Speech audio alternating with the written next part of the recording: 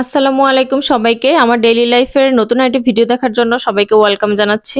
আজকের ভিডিওটি আমার কয়েকদিনের ভিডিও একসাথে করে করা। আমি আমার বাবার বাড়িতে বেড়াতে এসেছি, তো এই ভিডিওটা যেদিন আসবো তার আগের দিনের একটা করা ভিডিও। আমার শাশুড়ি মা আমার ভাইয়ের মেয়ের জন্য একটা ড্রেস বানিয়ে দিয়েছে, সামনের মাসে ওর বার্থডে, সে উপলক্ষে বানিয়ে দিয়েছে। সম্পূর্ণ ড্রেসটা আম্মা নিজে বানিয়েছে, এই ফুলগুলোও নিজের হাতে বানিয়ে বসিয়েছে। ড্রেসটা অসম্ভব রকমের সুন্দর হয়েছে। পরের দিন সকাল সকালে আমরা আমার বাবার বাড়ির উদ্দেশ্যে রওনা দিয়ে দিয়েছিলাম। ঢাকার রাস্তাতে তেমন কোনো জ্যাম ছিল না, কিন্তু মতলবে ঢোকার পরই আমরা 1 ঘন্টার মতো জ্যামে বসেছিলাম। অবশেষে আমরা চলে এসেছি। এটা আমাদের বাড়ির সামনের রাস্তা। বাসায় আসতে আসতে আমাদের প্রায় দুপুর হয়ে গিয়েছিল। দেন আমরা খাওয়া দাওয়া করে নিয়েছিলাম। তারপর মহুয়ার ড্রেসটা বের করে পরিয়ে দিলাম। মাশাআল্লাহ, ওর গায়ে একদম সুন্দর মতো ফিটিং হয়েছে। এদিকে আমার মেয়ে কান্নাকাটি করছিল। মহু আপু পার্টি ড্রেস পরেছে, এখন সেও পরবে। তার একটা ড্রেসও আমি নিয়ে আসি নেই গরম দেখে। মহুয়ার একটা ছোটবেলার পার্টি ড্রেস নামিয়ে দিয়েছে, সেটাই পরিয়ে দিয়েছি। সেটা পরে সে তো মহা খুশি। মাশাআল্লাহ, আমার শাশুড়ি মা বাচ্চাদের অনেক সুন্দর সুন্দর ড্রেস বানায়। আমার মেয়েকে অনেকগুলো পার্টি ড্রেস বানিয়ে দিয়েছে। অন্য কোনো একটা ভিডিওতে আমার শাশুড়ি মায়ের ডিজাইন করা ড্রেসগুলো আমি শেয়ার করবো ইনশাআল্লাহ। আশা করি আপনাদের ভালো লাগবে।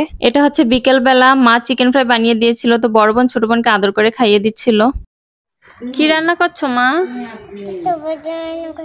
কি রান্না করছো আমার জন্য? পাট শাক। তুমি তো অনেক সুন্দর করে রান্না করতে পারো। কার জন্য রান্না করেছো?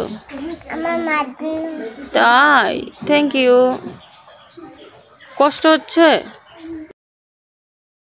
নানুর বাড়িতে আসলে আমার মেয়ের পছন্দের খেলা বাহিরে বসে হাড়ি পাতিল দিয়ে খেলা করবে। আমিও কখনো মানা করি না। ও মাটি দিয়ে বালি দিয়ে যা দিয়ে খেলতে চায় সবকিছু দিয়ে ওকে খেলতে দেই, কারণ ঢাকায় তো আর এভাবে খেলা করতে পারে না। তো পরের দিন বিকেল বেলা আমি সবাইকে পিৎজা বানিয়ে খাইয়েছিলাম। বাবা মাকে পছন্দের কিছু বানিয়ে খাওয়াতে পারলে কিন্তু অনেক বেশি ভালো লাগে। বাবা মায়ের কাছে থাকলে যে দিনগুলি কিভাবে কেটে যায় একটু টের পাওয়া যায় না। এই তো কথা বলতে বলতে আমার পিৎজাও রেডি হয়ে গিয়েছে। এখন খাওয়ার পালা। খেতে নাকি আলহামদুলিল্লাহ অনেক মজা হয়েছিল, সবাই খেয়ে প্রশংসা করেছে। আজকের মতো এই পর্যন্তই। সবাই অনেক বেশি ভালো থাকবেন। আল্লাহ হাফেজ। আসসালামু আলাইকুম।